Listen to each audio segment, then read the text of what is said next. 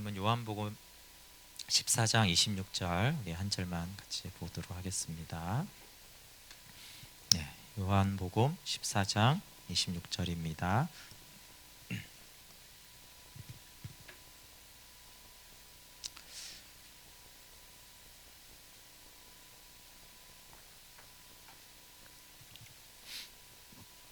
요한복음 14장 26절 한 절만 같이 읽어볼게요. 시작. 보혜사 곧 아버지께서 내 이름으로 보내실 성령 그가 너희에게 모든 것을 가르치고 내가 너희에게 말한 모든 것을 생각나게 하리라. 아멘. 네, 오늘은 기독교 강요 34번째 그리스도의 은혜는 성령의 역사로 베풀어진다고 말씀으로 이렇게 나누도록 하겠습니다. 네, 오늘 복습하는 말씀이 있는데요. 네, 어거스틴이 기독교의 강령이 무엇이냐고 내게 묻는다면 나도 첫째도 둘째도 셋째도 그리고 언제까지나 겸손이라고 대답하겠다. 선을 위한 결심 과정 성취에서 우리가 무엇을 했다고 주장한다면 주의 공적을 빼앗는 것이다.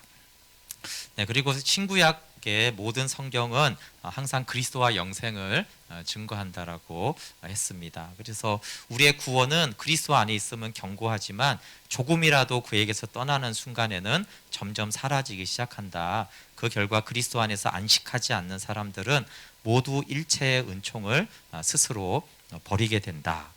네, 그래서 그리스도 안에서는 구원이 견고하지만 그리스도 안에 있지 않으면 그 모든 은총이 다 떠나가게 됩니다. 그리고 이제 십자가에 못 박히신 것에 대해서 율법의 저주에서 해방이 곧 정죄로부터의 해방이라고 그랬어요, 그렇죠? 물론 정죄는 율법의 정죄만 있는 것은 아니지만 가장 분명하고 강력한 정죄가 율법의 정죄예요. 그렇지만 율법의 저주에서 해방했기 때문에 우리가 정죄로부터 해방이 되었습니다. 그리고 그리스도께서 죽으신 그 죽음의 의미는 죄로부터만이 아니라 그의 죽으심에 참여할 때 그의 죽음이 땅에 붙어 있는 우리의 지체들을 죽여서 그 기능을 발휘하지 못하게 하고 옛사람을 죽여서 번성하거나 결실하지 못하게 합니다.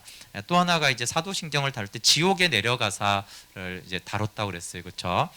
그래서 그리스도께서 악마의 권세와 죽음에 대한 공포와 지옥의 고통을 상대로 직접 맞붙어 싸우심으로 그것들을 모두 정복하고 개선하였다. 그래서 예수님이 이제 지옥에 십자가에 죽으시고 지옥에 내려가셔서 어둠의 권세를 이제 정복하시고 개선하셨어요. 그래서 이제 우리가 장사복음을 들었듯이 우리가 무덤이지만 그 무덤이 예수님의 무덤과 연합될 때 이미 그 무덤의 상황에서 정복하신 하나님의 승리 때문에 우리가 평강을 누리게 됩니다. 그리고 하늘에 오르신 주님은 성천하심으로 더욱 직접적인 권능으로 천지를 주관하셨어요. 그래서 주님의 승천과 우리가 생각을 할 때 세상 끝날까지 우리와 함께 하겠다라는 약속을 가장 잘 실현한 것이 승천이라고 그랬어요. 그래서 제자들이 아니 같이 있는 게 더 함께 하지 않느냐라고 봤을 때 오히려 예수님이 이 몸으로 공생애로 함께 할 때는 제자들이 예수님을 배신하고 떠났는데 오히려 승천하신 다음에 성령으로 함께하는 것이 더 우리와 온전히 함께한다는 걸 알아서 그들이 순교하기까지 주님을 따르잖아요, 그렇죠? 그래서 주님의 승천은 우리와 멀어진 사건이 아니라 오히려 우리와 항상 함께하리라는 약속을 성취하신 것이 승천의 사건이라는 것이에요. 말은 이렇게 승천이 떠나가는 것인데 사실은 그것은 성령으로 우리와 함께한다라는 반대적인 개념입니다. 그리고 승천하심으로 우리 교회의 머리가 되셨기 때문에 이미 머리가 하늘 보좌에 앉아 있으니까 그리고 몸과 지체는 어디 있겠어요, 그렇죠? 하늘 보좌에 있잖아요. 그래서 칼빈이 머리신 그리스도 안에서 이미 하늘을 우리가 차지하고 있는 것이다. 그래서 제가 우리가 이제 교회 머리이신 그리스도 또 교회가 이제 몸이잖아요. 그리고 또 교회에서 우리가 지체라고 할 때 이 지체는 서로가 지체되는 것도 있지만 머리 대신 그리스도의 지체예요, 그렇죠? 머리에 속한 보좌에 앉으신 그리스도의 지체잖아요. 그래서 물론 이제 우리가 서로 지체다, 이것도 이제 귀중하다는 건데, 사실 그리스도의 지체 그러면 굉장히 존귀하고 하늘에 속했고 엄청난 존재잖아요, 그렇죠? 네, 그래서 머리와 몸과 지체가 하나이기 때문에 그리스도 안에서 함께 이미 하늘을 차지하고 있고 그렇게 존귀하게 우리를 세워 주셨습니다. 그리고 그분은 하늘에서 앉으셔서 우리에게 영적 생명을 주시고 교회를 보호하시고 원수들을 억제하시고 천지의 모든 권세를 지고 계십니다. 네, 오늘부터 좀 볼 부분은 이제 사도신경의 마지막 부분인데, 그것은 심판자가 구속자이시다는 거예요. 그리스도가 앞으로 산자와 죽은 자를 심판하러 오시잖아요. 그래서 그리스도가 심판자세요. 근데 우리가 그 심판 때는 사실은 두렵죠. 우리가 마지막 최후의 심판 앞에 우리가 설 때 누가 두렵지 않겠어요. 근데 우리가 심판을 받는 그곳을 생각할 때 큰 위로를 받는 것이 뭐냐 하면, 우리를 심판하시는 이가 자기와 함께 심판하는 영예를 우리에게 나눠주기로 결정을 하셨어요. 우리는 심판을 받아야 되는 대상인데, 예수님은 나와 함께 심판하자고 우리를 심판의 영예를 우리에게 주셨어요. 예. 그러니까 그분이 심판 때에서 우리를 정죄하실 리가 없는 것이죠. 우리의 지극히 자비하신 왕께서 어떻게 자기 백성을 멸하실 수가 있겠습니까? 머리가 어떻게 자기의 지체들을 흩어버리실 수가 있겠는가 하는 것이에요. 그것이 우리가 심판을 생각할 받을 위로예요. 그냥 우리의 행위만 생각하면 우리는 멸하여지는 것이 마땅한데, 근데 머리가 어떻게 지체를 흩어버릴 수가 있냐는 거예요. 그것이 심판 때에서 우리가 안전한 것이고, 아버지가 왜 아들에게 이 모든 심판을 맡기는 영예를 주셨냐 하면은, 우리는 심판이 무섭잖아요. 심판이 떠는 자기 백성의 양심을 그가 보호하게 하시려는 것이라는 거예요, 칼빈은. 예. 만약에 물론 이제 하나님 아버지도 우리가 사랑이신 걸 알지만, 우리를 위해 죽으신 그리스도가 심판주가 아니라면 우리는 두려워 떨 수밖에 없다라는 거예요. 그 심판 때가. 그렇잖아요. 그런데 아버지께서 그 아들에게 심판의 권세를 다 그 영예를 주셨어요. 그것을 통해서 우리는 알게 돼요. 우리의 양심이 두려워 떨지 않아도 되는구나. 왜냐하면 그분이 나를 위해 죽으시고 나의 머리 대신 그분이 심판주이다라는 것을 기억할 때 우리가 두려워 떨면서도 동시에 우리가 안전함을 느끼고 위로를 받습니다. 네, 사도신경을 마무리하면서 사도신경의 모든 조항에 홀로 그리스도가 계신다라는 것이 저는 참 좋았어요. 사도신경의 순서를 칼빈이 따른 이유는 구속의 중요한 점들을 간단히 요약하며 그리스도에 대해서 우리가 유의해야 할 일들을 일일이 분명히 보여주는 일람표와 같아서 사도신경을 가지고 이렇게 나눴다는 것이에요. 그리고 신경이 어디서 나타났는지는 잘 모릅니다. 종교개혁 이전에는 그게 진짜 사도들의 고백이라고 생각을 했는데, 그 이후에 이렇게 자료들을 보면 그게 이제 사도들의 고백들은 아닌 거예요. 그렇지만 칼빈은 사도 시대의 모든 사람이 이구동성으로 신경을 공중 고백서로 인정했다고 나는 확신한다. 그게 뭐 사도들이 모여서 만든 건 아니지만, 그게 사도들이 거의 활동했던 그 시기에서부터 이 신앙 고백이 이제 인정이 되었다라고 확신을 하고, 또 한 가지는 우리 믿음의 역사 전체가 신경에 간명하고 질서정연하게 요약되어 있다. 네, 간명하고 질서정연하게 요약되어 있는 건 맞죠. 네, 그래서 이제 사도신경으로 좀 설명을 했고요. 네, 그 앞에서 네, 이 부분이 사도신경에는 홀로 그리스도가 계신다라는 거예요. 사도신경에는 성부, 성자, 성령 하나님이고, 그렇죠? 교회도 나오고 여러 가지 이렇게 신앙의 고백이 다 있잖아요. 근데 이제 칼빈이 이제 마무리를 하면서 사도신경의 모든 조항에는 홀로 그리스도가 계실 뿐이다. 그래서 뭐 이 하나하나가 너무나 맞다 꼭 그런 것보다는 이제 그 칼빈이 생각하는, 근데 모든 은총에서 그리스도를 빼면 안 된다라고 하는 것이에요. 그래서 한번 저희 같이 읽어볼게요. 보시면 시작. 우리가 성령의 은사를 구한다면 그가 기름 부으심 받으심에 있고, 힘을 구한다면 그의 주권에 있으며, 순결을 구한다면 그의 잉태에 있고 온유함을 구한다면 그의 탄생에서 나타난다.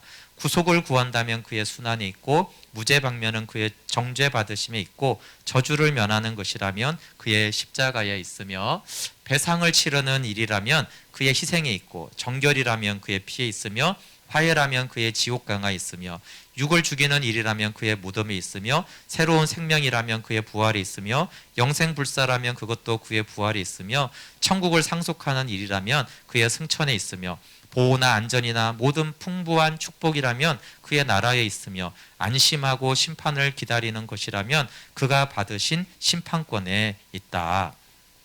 그래서 모든 신앙 고백에는 사실 홀로 그리스도가 계시다는 거예요.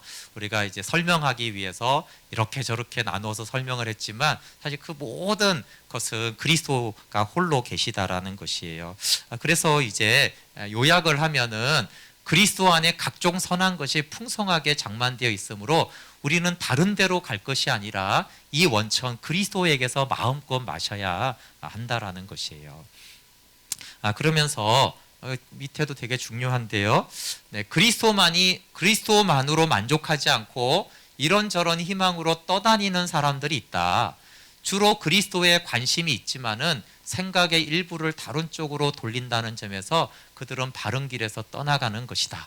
그러나 사람들이 그리스도의 풍부한 축복을 한번 참으로 안다라면 이런 불신이 잠입하지 못할 것이다. 이게 이제 칼빈이 홀로 그리스도가 계신다라는 의미예요. 근데 이걸 자세히 보면 신앙생활을 곁길로 잘못 가는 예를 잘 볼 수가 있어요. 보세요. 주로 그리스도에 관심이 있어요. 교회 다니면서 주로 그리스도에게는 관심이 있어요. 그런데 주로는 그리스도에게 있고 일부만 다른 데 관심이 있는 거예요. 다른 데. 그리스도에게 관심이 있지 않고. 근데 그러면 보통은 뭐 주로는 그리스도에게 관심이 있고 뭐 다른 신앙의 요소에서 이렇게 찾고 뭐 하나님 체험도 하고 뭐 이것저것 구하고 이렇게 하는 거에 대해서 그 괜찮다고 생각하는 경우가 많잖아요. 네. 근데 칼빈이 이 말이 좀 전에 읽은 대로 아니다. 홀로 그리스도만 계신다는 거예요. 그래서 그리스도에게서 다른 데로 가면 안 된다는 거예요. 그 원천이 모든 것이 있기 때문에 그래서 대다수는 우리는 그리스도 중심적이고 나는 그리스도 복음 중심적이고 일부분은 좀 뭐 다른 데서 이렇게 하면 안 된다는 것이에요. 그게 바로 다른 데로 곁길로 가고 신앙을 벗어나는 거라는 거죠. 그래서 생각의 일부도 다른 쪽으로 돌리면 안 된다는 거예요. 신앙의 초점의 일부분도 다른 데 관심 가지고 그리스도가 아닌 다른 곳에서 무언가를 찾고 구하고 얻으려고 마시려고 하면은 안 된다라는 것이에요. 그래서 앞에 말했잖아요. 기름 부음이든 힘이든 순결이든 온유함이든 구속이든 저주든 배상이든 그 모든 것들은 다 그리스도에게서 우리가 얻을 수 있는 거기 때문에 오직 그리스도로 충분하다. 그리스도로 충분한데 그리스도가 중요하긴 하지만 그리스도만으로는 충분하지 않아. 이렇게 하는 것들은 굉장히 심각한 영적인 오류가 생긴다라는 것이에요. 그런 사람들은 왜 그렇다고요? 그리스도의 풍부한 축복을 한 번이라도 참으로 안다라면 그렇게 하지 않을 거라는 거예요. 그분이 얼마나 풍부하시고 얼마나 완전한 부요이신지를 참으로 한 번이라도 알았다면 오직 그리스도에게 가서 그리스도에게만 구하고 그분에게서 만족을 얻을 것이다라고 하는 것이에요. 참 저는 굉장히 중요한 좀 경고이기도 하고요. 신앙생활의 다양성은 인정이 돼야 되지만 그리스도가 아닌 다른 것들을 추구하는 것들은 훨씬 더 좀 우리가 엄격하게 주의를 해야 됩니다.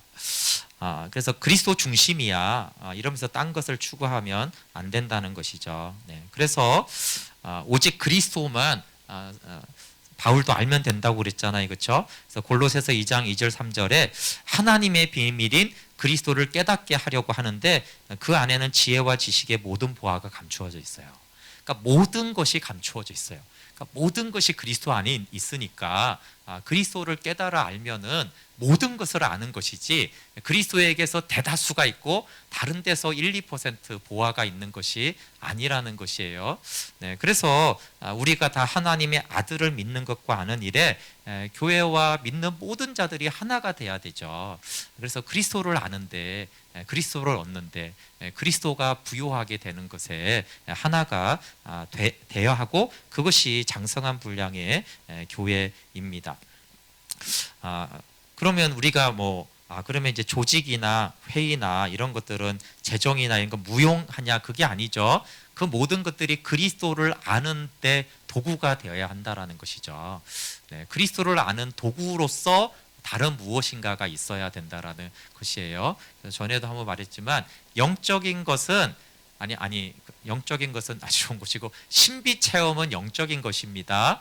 근데 신비 체험을 추구하는 것은 육신적인 것이에요. 하나님을 믿다 보면 신비한 체험들을 하고 역사들을 경험하잖아요, 그렇죠? 그것들을 우리가 경험하고 누리는 것은 영적이지만 그것들을 추구하고 그리스도보다 그걸 자꾸 사모하고 그렇게 되는 것은 굉장히 육신적인 것이죠. 네, 그래서 왜냐하면 이제 건강한 신비 체험은 그리스도에게로 우리를 이끌기 때문에 그래요.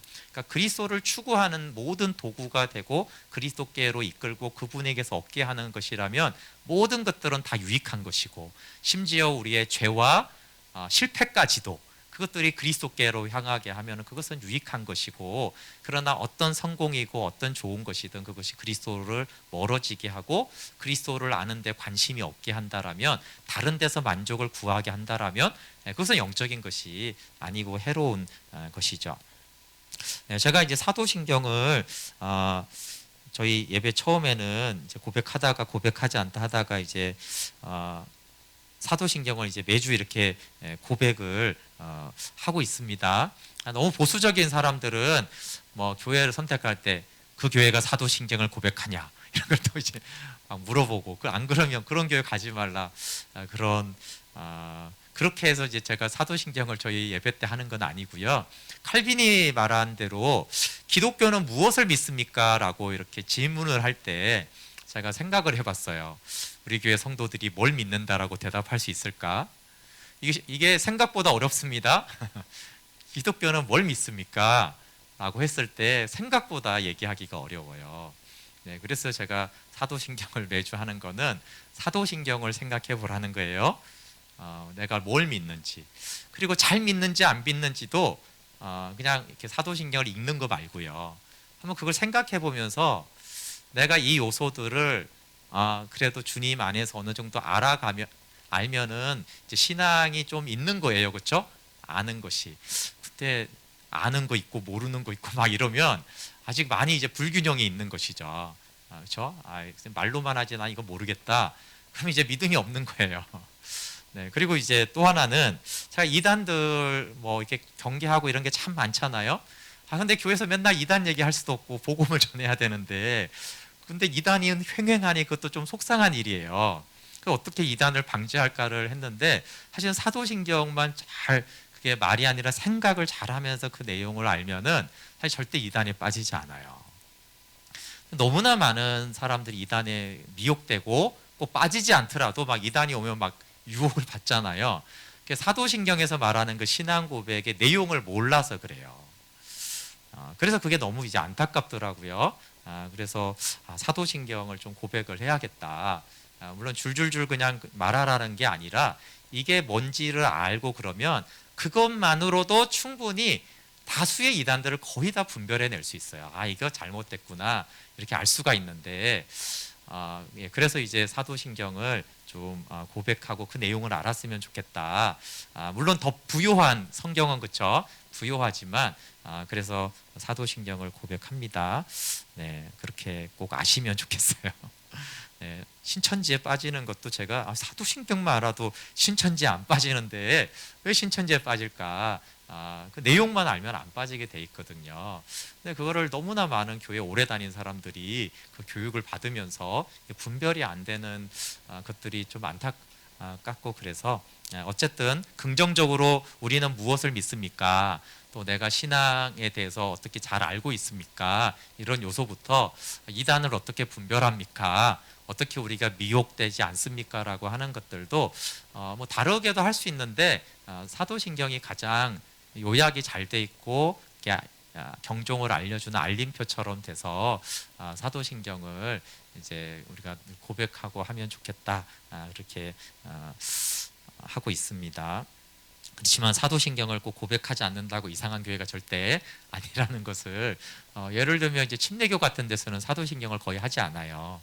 역사적인 어떤 교회 배경이 다르기 때문에 그런 걸로 자꾸 뭐 비판하고 판단하는 용도라면 그 사도신경은 굉장히 나쁜 것이고요.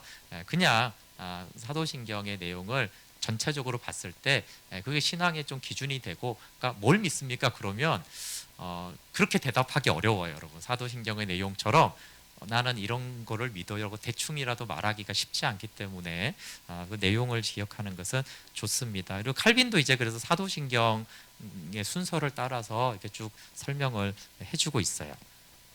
네, 오늘은 그 중간에 이제 좀 순서가 바뀌는데요. 3권으로 이제 넘어갑니다. 예. 뭐 1권, 2권, 3권인지 모르겠지만 이제 지금은 3권 칼빈이 3권의 내용으로 시작하는데 그리스도의 은혜를 받는 길이 큰 주제고요. 그 첫 번째는 그리스도의 은혜는 성령의 은밀한 역사로 우리에게 베풀어진다. 성령으로 베풀어지는데 성령의 은밀한 역사로 베풀어지니까 그게 우리가 뭐 딱 지식으로 딱 그런 거는 아니죠. 성령께서 우리를 그리스도와 연합시키는 끈이 되십니다. 그리스도는 우리의 머리고 우리의 맏아들이고 우리 편에서는 접붙임되고 그리스도로 옷 입죠. 그런데 이제 복음을 통하여 제시가 된 것, 그리스도와의 친교를 모든 사람이 무차별적으로 받는 것은 아니에요. 이제 그럼 왜 그럴까? 어떤 사람은 그 복음의 혜택, 근데 복음의 혜택이 칼빈도 단순히 죄사함이 아니라 그리스도와의 친교를 누리는 거예요. 근데 누구는 잘 그 친교를 하나님과 누리고 사귐을 누리고, 누군가는 그거를 안 되거나 또 안 하거나 이런 것들을 봤을 때 이것이 당연히 지적이거나 이해나 깨달음의 차원이 아니라 성령께서 어떻게 하시는가에 따라서 달라지는 것이기 때문에 그래서 그 성령의 신비로운 역사를 우리가 살펴보고 그것들을 고백하고 믿는 것이 중요하다. 그래서 우리가 그리스도를 누리고 베푸는 그 모든 은혜를 누리는 것이 바로 성령의 역사로 말미암기 때문이에요. 그래서 성령님이 어떤 일을 하실지 성부, 성자, 성령 하나님, 삼위 하나님에 대해서는 저 앞에서 얘기했기 때문에 그거보다 여기서는 이제 성령이 하시는 일을 볼 때 먼저 성령님은 양자의 영이에요, 그렇죠? 그래서 성령이 하나님의 아버지가 되어 주시는 값없는 사랑을 증거합니다. 그래서 기도할 때 성령은 하나님을 아바 아버지라고 우리를 하여금 부르게 하십니다. 그리고 성령은 우리의 기업에 대한 보증이며 인이 되세요. 나그네오 죽은 자와 같은 우리에게 성령은 하늘로부터 생명을 주셔서 하나님의 확실한 보호로 우리의 구원이 안전하다는 확신을 성령님이 주십니다. 그래서 성령님을 의로 말미암는 생명이라고 부르기도 합니다. 그리고 보통 잘 쓰지 않는 표현을 좀 썼더라고요. 물이라고도 한다. 성령은 은밀한 중에 물을 주어서 의의 싹을 돋게 하시어 성령을 자주 물이라고 불렀다. 그러면서 이사야에서 여기 오라 너희 목마른 자들아 물로 나오라 라고 했을 때 이 물이 이제 성령이라는 거예요. 돈 없이 와서 너희는 와서 사 먹되 돈 없이 값 없이 와서 포도주와 저를 사라. 나는 목마른 자에게 물을 주며 라고 했을 때 역시 목마른 자에게 성령을 주며, 근데 요거는 문맥에서 맞죠. 물을 주며 목마른 자와 물, 마른 땅과 나의 영 다 같은 말이잖아요, 그렇죠? 그래서 물을 주는 것이 내 영을 주는 것이죠. 그리고 그것이 나의 복을 주는 것이에요. 그래서 성령을 주는 것이 물을 주는 것이고 나의 복을 주는 것인데, 그것이 이제 물이라고 하는 것들은 우리가 이제 물을 줄 때 이제 식물이 자라는 것들을 보잖아요. 그래서 성령이 우리 가운데 물처럼 부어질 때 이게 언제 자랐는지 모르게 이 식물이 건강하게 자라듯이 의의 싹이 돕게 하여서 우리의 의가 자라도록 하는 물이신 성령님이다. 그리고 이걸 이제 인용한 부분이 예수님이 이 두 가지를 인용한 것이 요한복음 7장 37절 8절이라는 거예요. 누구든지 목마르거든 내게로 와서 마셔라. 그래서 마시라는 건 이제 성령을 마셔라라는 뜻이라는 거죠. 그래서 그 배에서 생수의 강이 흘러나리라. 이는 그를 믿는 자들이 받을 성령을 가리켜 하는 말씀이다. 그래서 성령을 물로 표현을 하고요. 또 기름 또는 기름 부음, 성령이 은혜를 시냇물처럼 부으시고 생기를 회복시켜 강하게 하시기 때문이고, 또 불로 표현 불이라고 하셔서 우리의 사악한 육력을 다 태워버리시고 우리 마음에 하나님께 대한 사랑과 열렬한 헌신의 불길을 일으키기 때문에 성령을 불이라고 또 부른다. 그리고 요약을 하면은 성령은 모든 하늘의 은사가 우리에게 흘러오게 하는 근원이 되는 샘물이며 하나님께서 그 권능을 행사하시는 주의 손입니다. 그래서 이제 결론은 이 부분이에요. 제가 앞에 찬양할 때 우리 성령, 우리 주의 성령이 임하여 하고 기도한 내용이 이것인데, 성령이 그 힘으로 우리에게 감동을 주시며 거룩한 생명을 불어 넣으심으로 우리는 자신의 힘으로 움직이는 것이 아니라 성령의 활동과 자극으로 움직이게 된다. 그러니까 우리의 움직임이 성령의 자극으로 움직이게 된다라는 거예요. 그래서 따라서 우리에게 있는 선한 것은 모두 성령의 은혜의 열매이다. 성령이 계시지 않을 때 우리에게 있는 것은 어두운 마음과 사악한 심정뿐이다. 그래서 우리의 모든 생각과 활동이 다 성령으로 부어지고 성령의 감동에 의해서 되어져야 하는 것이고, 그래서 모든 선한 열매는 성령의 열매라는 거죠. 그래서 성령이 만약에 우리 가운데 계시지 않는다면 그래서 어둡고 사악한 것이길 뿐이기 때문에 악이 나올 뿐이다. 이것이 이제 성령으로 봉사하고 예수로 자랑하는 것을 설명한 것이죠. 그래서 성령으로 봉사한다라고 했을 때 이 칼빈의 이 설명에 의하면 여기서 성령으로 봉사하고 해서 봉사는 교회 봉사만 말하는 게 아닌 거예요. 모든 선한 일을 말하는 거죠. 성령으로 모든 선한 일을 해요. 물론 교회 봉사만 또 포함되겠죠. 선교도 포함되지만 가정이나 일터나 일상생활에서 모든 선한 것은 성령으로 행한다라는 것을 말해요. 그래서 우리에게 있는 모든 선한 것이 성령의 열매임을, 성령의 은혜의 열매임을 알 때 사실 우리는 주님이 하셨다라고 고백하고 성령의 열매, 모든 선한 것이 성령의 은혜의 열매이라면 우리가 자기 주장이나 내 의나 인정 욕구가 없겠죠. 성령님이 하셨는데 왜 내가 그걸 주장하고, 성령님이 하셨는데 왜 내가 그 칭찬과 인정과 대가를 받아야겠어요. 그렇죠? 그래서 모든 선은 성령님이 우리 가운데 오셔서 하시는 일이다. 그래서 성령으로 봉사한 자는 당연히 예수를 자랑하게 되어 있는 것이죠. 왜냐하면 성령님은 자신이 영광을 안 받으시잖아요. 성령님이 하신 일로 예수 그리스도를 자랑하게 하는 그 일을 성령님이 하시고, 그 앞에 있는 성령님이 물도 되시고 불도 되시고 인도 되시고 양자의 영도 다 되시는 것은 우리 안에 모든 선한 일을 행하시는 궁극적인 분이 되시기 때문입니다. 그리고 중요한 것은 그리스도와의 연합도 그리스도로만 결합이 된다라는 것이에요. 그래서 우리의 믿음이 성령께 집중되기 까지는, 만약에 성령님께 우리의 믿음이, 우리의 정신이 집중이 되지 않으면 우리는 그리스도를 바라볼 때 어떻게 바라보냐면 냉정하게 바라보고 우리 밖에 계신 분으로 보고 아무 일도 하지 않는 분으로 보게 된다라는 거예요. 그러니까 이제 그리스도를 생각할 때 냉랭하면 성령으로 그리스도를 대하지 않기 때문에 그렇게 되어진다는 거죠. 근데 그리스도는 그를 머리로 모신 사람들에게만 유익을 주는데 그 유익을 주게 하는 것이 성령으로만 우리가 그리스도와 결합이 됩니다. 그래서 성령에 의해서, 그 은혜의 힘에 의해서 우리가 그리스도의 지체가 되고 우리는 그리스도께 복종하게 되고 우리는 그리스도를 소유하게 됩니다. 그리고 이제 믿음의 역사는 성령의 역사예요. 성령이 하시는 가장 중요한 일이 있는데 그것은 믿음을 일으키는 일이에요. 그래서 성령의 능력과 역사를 표현하는 말들이 대부분 믿음하고 관련이 되어서 나옵니다. 성령께서 오직 믿음에 의해서 우리를 복음의 빛으로 인도하기 때문입니다. 우리가 너무나 잘 알매도 자꾸 우리가 잊어먹는 것이 있는데, 그건 성령이 아니면 불신자였을 사람들이 믿음으로 그리스도를 받아들인다는 것은 초자연적인 은혜다라는 거예요. 우리 교회를 오래 다니면 초자연적인 은혜는 자꾸 뭘로 생각해요?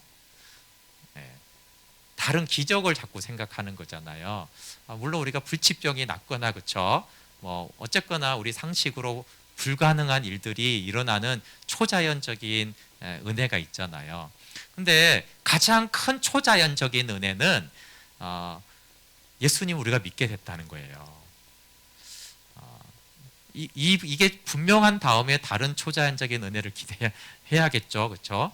근데 이게 가장 정말 내가 어떻게 믿게 되었을까? 당연히 믿게 되었지. 그러면 뭘 모르는 거예요?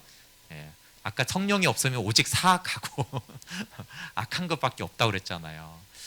그러니까 정말 인간을 알면 내가 얼마나 큰 죄인이고 완악하고 나는 정말 예수를 못 믿을 사람인데 성령의 은혜로 내가 그리스도를 믿게 되었다.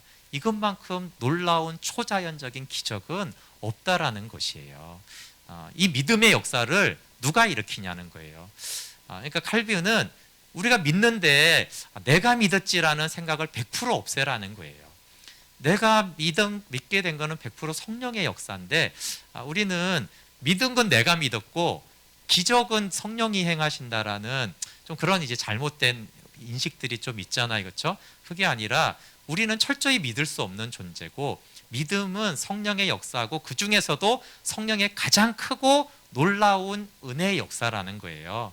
그래서 정말 성령님이 아니어서 나는 불신자였습니다. 하나님, 내가 어떻게 믿을 수 있는 그런 선함이 아무것도 없는데 내가 예수님을 믿게 된 이 놀라운 사실, 이게 성령의 놀라운 은혜라는 거. 이건 그리고 초자연적인 기적과 같은 은혜라는 것이죠. 그래서 내가 믿었다, 뭐 내가 이해돼서 믿었다, 내가 어떻게 기도하다가 믿었다, 그런 것들을 다 버리라는 거죠. 그건 성령의 역사다라는 것이고, 그래서 우리가 성령의 초자연적인 역사를 생각할 때 가장 먼저 생각해야 될 거는 내가 예수님을 믿게 되었다.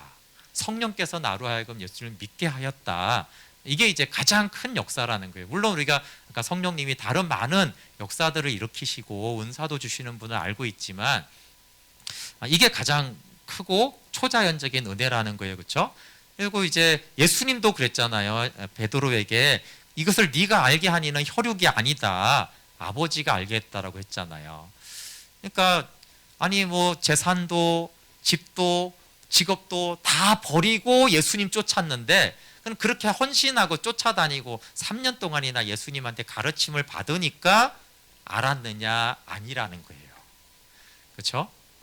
성경 공부 많이 하고 내가 정말 대가집에서 훈련 받아보고 막 단기 성경 봐보고 그래서 알게 된 게 아니라는 거예요. 아버지와 아들을. 예수님도 그 베드로에게 네가 혈육으로 알 건 아니다. 그 말이 네가 따라다니고 뭐 수제자 되고 그래서 알게 된 게 아니고 이것은 하늘 아버지가 알려주신 것이다. 근데 이제 지금은 성령께서 알려주신 것이다라는 것이에요. 그래서 우리가 혹시나 믿음의 간증을 할 때 내가 뭐 성경을 먹던 읽고 어디 뭐 선교를 가다가 보고 뭘 하다 보니까 믿게 되었어요. 그렇지 않다는 거예요. 그거 아무리 해도 우리는 모른다. 우리는 안 믿는다. 오직 성령께서 아버지와 아들을 믿고 알게 하셨다라는 것에 대해서 굉장히 믿음의 기초지만 정말 이 기초를 떠나면요 엉뚱하게 자꾸 되는 거예요. 그래서 가장 기본적인 것이 가장 중요한데 내가 예수님을 믿게 된 이 자체가 가장 기적이고 성령님의 전적인 은혜였다라는 거 너무 기본적이지만 너무너무 중요한데 이걸 자꾸 잊어버리면 자꾸 성령의 역사를 다른 데를 찾고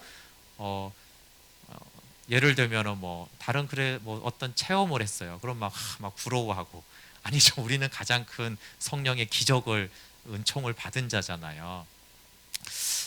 그래서 오직 성령으로만 또 믿음으로 주님과 연합된 것을 알게 되어집니다.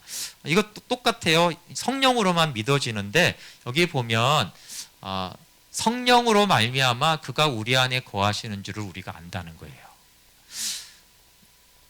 내가 예수님을 영접한 어떤 과거의 사건 때문에 내 안에 예수님이 계시다고 그렇게 아는 게 아닌 거예요. 내가 몇 년도에 이렇게 영접 기도했지. 그게 아니고 성령이 우리로 하여금 내 안에 그리스도가 계신 걸 알게 하는 거예요. 성령이 아니고는 그 믿음을 가질 수가 없고 알 수도 없는 거죠. 다른 방법으로 알 수가 없어요. 그러니까 내 안에 그리스도가 있다라는 것을 알게 해주시는 그 성령님의 은혜가 똑같죠. 믿게 해주신 은혜와 같아요. 그래서 그의 성령을 우리에게 주심으로 우리가 그 안에 거하고 그가 우리 안에 거하시는 줄을 아느니라. 네, 성령으로만 알아요. 그러니까 성령이 아니면 뭐 믿을 수도 없지만 혹시 우리가 믿게 되었다고 해도 우리가 주님 안에 거하고 주님이 내 안에 거하는지 우리가 알 수가 없다라는 거예요. 그래서 성령은 그것을 알게 해주시는 가장 중요하죠.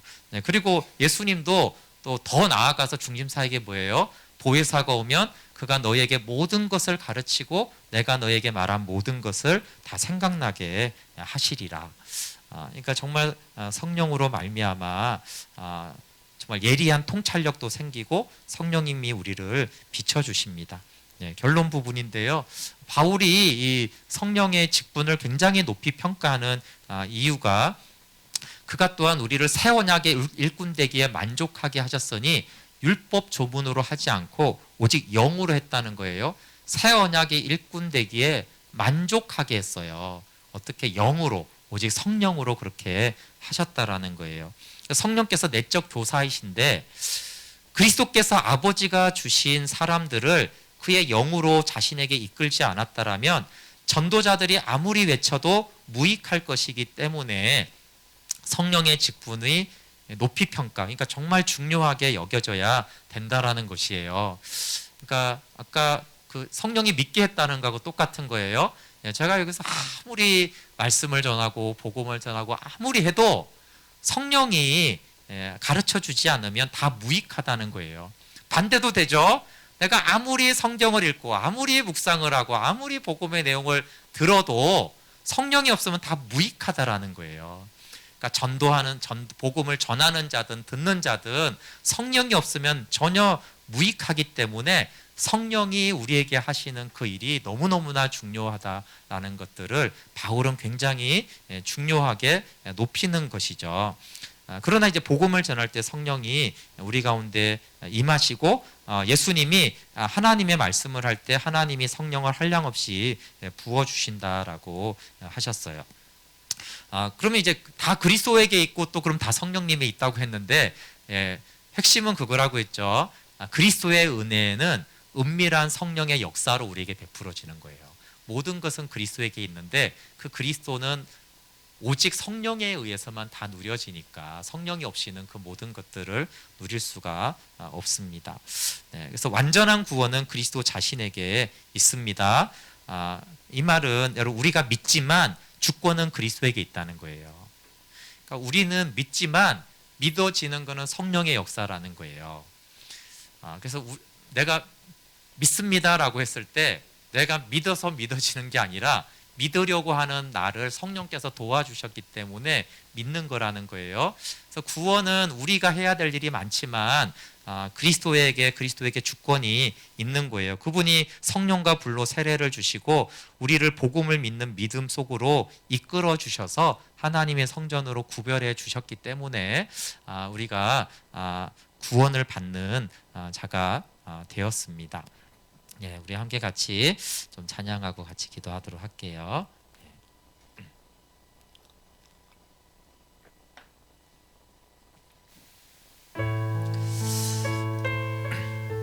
네, 오늘은 뭐 굉장히 기본적인 것 같지만 오늘 또 보면은 가장 기본이 가장 중요한 것 같아요.